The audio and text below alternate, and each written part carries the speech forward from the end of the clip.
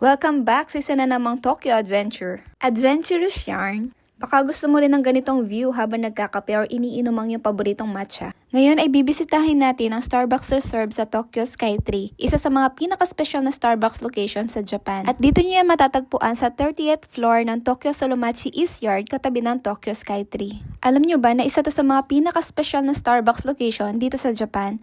Mula sa premium coffee hanggang sa breathtaking city views, titignan din natin kung ano ba ang pinagkaiba nito sa ibang Starbucks. Kaya naman, kung mahilig kayo sa kape, magandang views at Tokyo travel spots, samahan niyo ako dito sa vlog na to. Tara, pasok tayo. Ang operating hours pala nila ay from 10 a.m.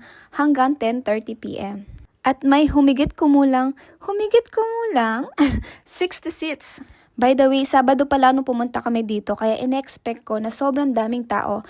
Lalo na dahil nung pumunta ako sa Starbucks Reserve sa Nakameguro, napakahaba ng pila, talagang matao.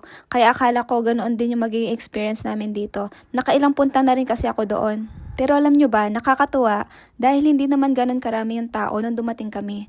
Nakapaglibot kami ng maayos, nakapag-video at na-enjoy namin ng lugar. Pero since maaga pa nga, nandun pa rin yung thinking na baka biglang maging crowded kaya inuna na namin to bago umorder. Kumpara sa Nakameguro branch, maliit lang ito.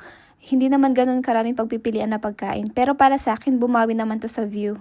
Alam niyo yung feeling na ang sarap lang umupo habang nagkakape at pinapanood ang city view ng Tokyo. At dahil hindi tayo pinalaki para tumingin lang o order muna ang mga alipin ng salapi, syempre magyayabang muna tayo.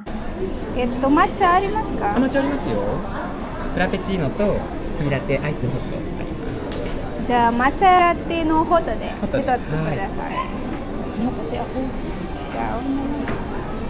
ゃあアイス or これ一つアイスでおアイスで。願いします。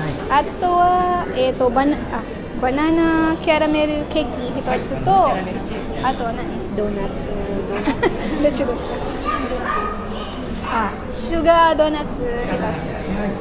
店内でお召し上がり。店内で。はい。以上で。フード先にご用意してまいります。 At dahil may sponsor tayo ngayon, siya muna pala magbabayad. Maraming salamat sa iyong kontribusyon sa ekonomiya at sa aking kaligayahan. Hindi na marunong maghawak ng Grabe siya halos 3 linggo pa lang siyang hindi nakakapag-work, hindi na daw marunong humawak ng tray. Ang in-order ko naman pala ay banana caramel cake. Masarap naman siya at bagay sa kape. Pero sa totoo lang, hindi talaga ako masyadong mahilig sa matatamis. Yung iba kasing desserts dito, familiar na ako sa lasa nila. Kaya naisip kong subukan naman itong banana caramel cake. Para naman sa drinks, matcha latte ang pinili ko. Masarap siya at hindi naman nakaka-disappoint. Usually kasi kapag matcha, frappuccino yung ino-order ko. Ang problema lang, bago ko pa natikman ng maayos, napatagal ako sa pagkuha ng mga pictures at videos.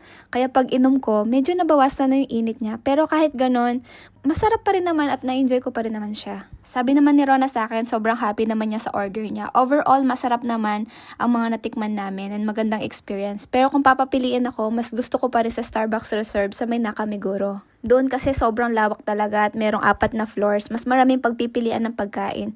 Pero kung hanap mo naman ibang views habang nagkakape, talaga namang magandang puntahan ang branch na ito. Level din naman ng feeling na umiinom ng kape habang tanaw ang city skyline ng Tokyo. Alam nyo naman, minsan hindi lang kape nagpapasarap sa cafe experience. Mas masarap siguro talaga pag may kasamang chismisan habang nagkakape. At syempre, hindi ko na rin pinalampas ang pagkakataong makakuha ng TikTok entry si Rona para sa sikat na escalator trend sa Skytree. Nandito na rin lang kami kaya sinulit na namin ang pagkakataon. Ilang takes din ang kinuha namin para makakuha ng tamang timing at anggulo. Alam nyo naman, madali lang panoorin sa TikTok pero kapag ikaw na ang gagawa, medyo ma-effort din pala. At syempre, bilang unpaid cameraman, ginawa ko naman yung akin tungkulin. Alam nyo naman, sa paghihintay pa lang na dapat walang dadaan, grabe na. Syempre, hindi naman ako nagpakabog. Akala nyo ba si Rona lang ang my main character moment? Aba, syempre meron din ako. Hindi tayo pumunta rito para mag-enjoy lang. Syempre, pumunta rin tayo dito para magkaroon ng ebidensya na nag-enjoy tayo sa buhay. Ito pala ang view sa gabi, diba? Pak, sino ka dyan? For sure, maganda rin ang view mula sa taas. Hanggang dito na muna. Thank you guys for watching. Jane!